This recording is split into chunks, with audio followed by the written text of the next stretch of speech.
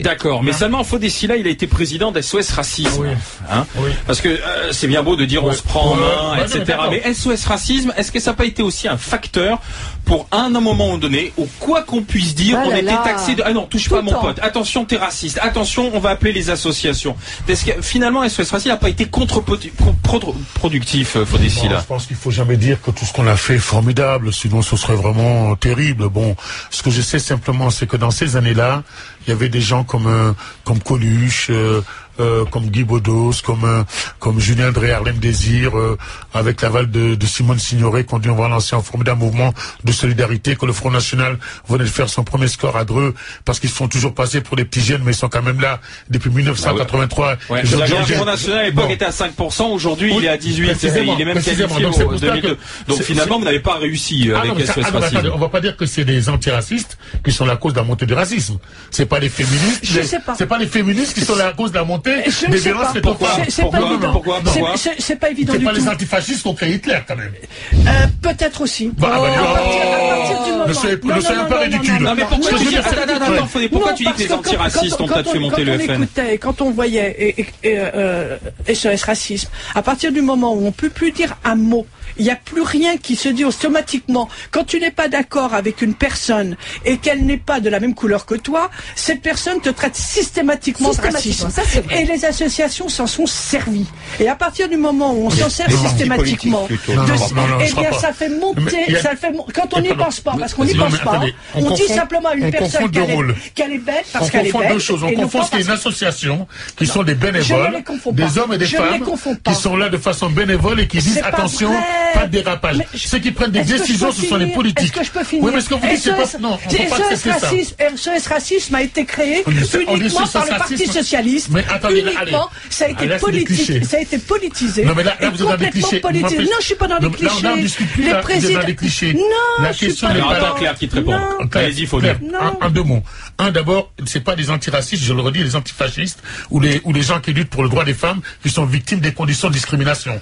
Il y a une association qui est là, qui alerte. Après que des politiques s'en servent, quand ça les arrange. Mais vous aussi, vous en êtes servi. Mais vous aussi, vous en êtes servi. Vous aviez besoin de ça. Mais arrêtez, on était trop dans la rue. On a trop été. Je suis désolé, moi, je suis dans une ville extrêmement populaire. Où vous aviez SOS Racisme qui était très forte. Et elle a été beaucoup plus à l'encontre de ces personnes-là. Mais arrêtez de dire des inepties. Non, je ne dis pas des inepties. Vous étiez dans votre province. Nous étions dans notre banlieue. D'abord, à ce moment-là, j'étais à Paris quand j'étais élu. Et j'ai habité à Champigny. Et Sablé, je l'ai quitté quand j'ai eu le bac pour venir faire prépa Sciences Po. Donc, ne rentrez pas dans des choses que vous ne maîtrisez pas. Deuxièmement, vraiment, je pense que quand vous me dites, est-ce que SOS Racisme a commis des erreurs? Je dis oui, c'est possible, en tant qu'association. Après, je dis heureusement qu'on a existé. Peut-être que si on n'était pas là, pour aider, par exemple, quand les villes du Front National, quand le Front National tenait Toulon, Orange, Marignane, Vitrolles, et que dans ces villes-là, il y avait des actions antisociales contre les gamins dans les quartiers, contre les familles. Heureusement qu'il y a eu des associations et des gens courageux et qu'il y a eu des voilà, pour faire que le racisme soit peut-être moins important qu'aujourd'hui. Non, la seule chose qui est vraie, parce que c'est effectivement c'est très exagéré, mais il est vrai que c'est quand même le PS s'est totalement approprié ce mouvement. Et donc totalement approprié ce mouvement. Donc, à la limite, quand on est à droite, on est raciste, et c'est resté. Et du coup, il y a une espèce de frustration à droite et d'exaspération. Oui, mais Sarkozy a fait quelque chose, je veux dire, moi qui dis pas souvent du bien du président Sarkozy.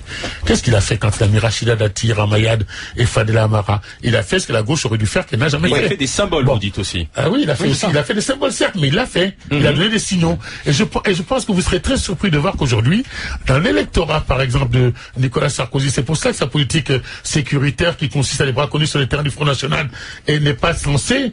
Vous verrez qu'il y a énormément de familles immigrées sur les thématiques de la sécurité, parce que c'est eux qui les vivent, ont voté aux dernières élections pour l'UMP. Bon. Et que donc aujourd'hui, il serait faux de penser qu'il y aurait à la fois les racistes à droite et les antiracistes à gauche. J'ai trop vécu, trop traversé la société, vu trop de gens avoir été dans la ville de François Fillon pour savoir qu'aujourd'hui, à gauche et à droite, il y a les mêmes, on peut retrouver les mêmes choses, bonnes et mauvaises. Finalement, Sarkozy a fait beaucoup plus pour la diversité que la gauche pendant très longtemps. Si on se rappelle de la marche pour la marche des beurs, c'était en 82, si j'ai bonne mémoire. Oui, c'est Mitterrand qui l'a. Mais regarde comme la gauche a instrumentalisé. Le résultat, c'est quoi? C'est que on est en 2011. Regarde s'il y a un parlementaire aujourd'hui qui est issu de la diversité. Or, pour moi, le premier pas, c'est précisément d'amener dans la représentation nationale, elle s'appelle comme ça, des gens qui représentent la nation. Or, l'Assemblée nationale, c'est une assemblée blanche, masculine, de 58 ans, qui est quasi uniquement provinciale. C'est-à-dire la France de 1945. Eh bien, non mais, qu'il y ait des barrières d'entrée comme celle-ci, c'est absolument parce que si tu veux les boîtes, tu vois, on parlait des entreprises, on est toujours acheté la pierre sur les entreprises. Les entreprises, pardon, elles n'ont pas attendu qu'il y ait la droite ou la gauche, elles instrumentalisent pas les noirs, les blancs, les jaunes, elles utilisent la compétence des gens, les talents des gens et elles les mettent en valeur. L'Assemblée nationale serait bien inspirée et c'est les partis politiques, Faudé, je te rappelle, je le rappelle à tous ceux qui c'est les nuls qui arrivent souvent. Ce sont les partis politiques qui distribuent les investitures et personne d'autre. Donc si la situation est verrouillée, c'est de leur responsabilité. J'ai pas un mot à rajouter.